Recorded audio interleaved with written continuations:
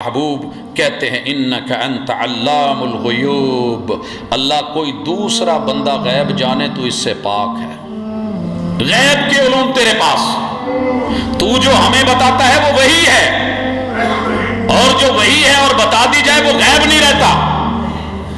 یہ جملہ اگر امت کو سمجھ آ جائے تو دنیا میں لڑائی ختم ہو جائے۔ ایک بندے نے مکہ نہیں دیکھا، آپ نے دکھا دیا تو غیب نہ رہا، ایک بندے کو مکے کا نہیں پتا تھا، آپ نے بتا دیا تو اب غیب نہ رہا، آپ نے بتایا ہے۔ اسی لیے پیغمبر کو رب نبی کہتے ہیں، یا ایھا النبی، اے وحی کی خبر دینے والے، غیب کی خبر نہیں، اللہ کی ذات پاک ہے۔ اسی طرح یہ سورۃ الانعام کی آیت نمبر 100 ہے، اور چھٹا معنی اللہ کہتے ہیں وَجَعَلُوا لِلَّهِ شُرَكَاءَ الْجِنِّ وَخَلَقَهُمْ۔ بڑے سارے لوگ کہتے ہیں کہ جن علم غیب رکھتے ہیں، جن علم غیب رکھتے ہیں، اور ان جنوں کو لوگوں نے رب کا شریک بنا رکھا ہے۔ میں ہمزاد رکھتا ہوں، میرے پاس حاسب ہے، میرے پاس کرین ہے، میرے پاس فلاں ہے، وہ خبر لے دیں گے، وہ بتا دیں گے کون کیا ہے۔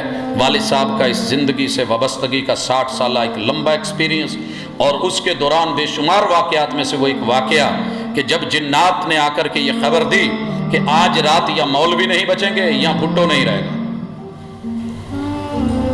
والد صاحب نے لفظ بولا غیب کا علم اللہ کے پاس ہے۔ ان لوگوں کے یہ جملے آج بھی کانوں میں ہیں، کہنے لگے نہ ہمارا غیب کا دعویٰ ہے نہ ہم غیب جانتے ہیں۔ جیسے تمہارے مخبر ہوتے ہیں جگہ جگہ پہ، ہمارے بھی مخبر ہیں جو یہاں سے لے کے لائنیں بنی ہوتی ہیں اسلام آباد تلک، ہر شہر میں جو بات ایک سے دوسرے، دوسرے سے تیسرے منتقل ہوتی ہوئی آتی ہے۔ ہمارے گھر میں ریڈیو نہیں تھا، والد صاحب نے مجھے اور میرے کزن کو بھیجا، شہر گئے، ایک حاجی صاحب تھے ان کے پاس تھا، لے کر کے آئے۔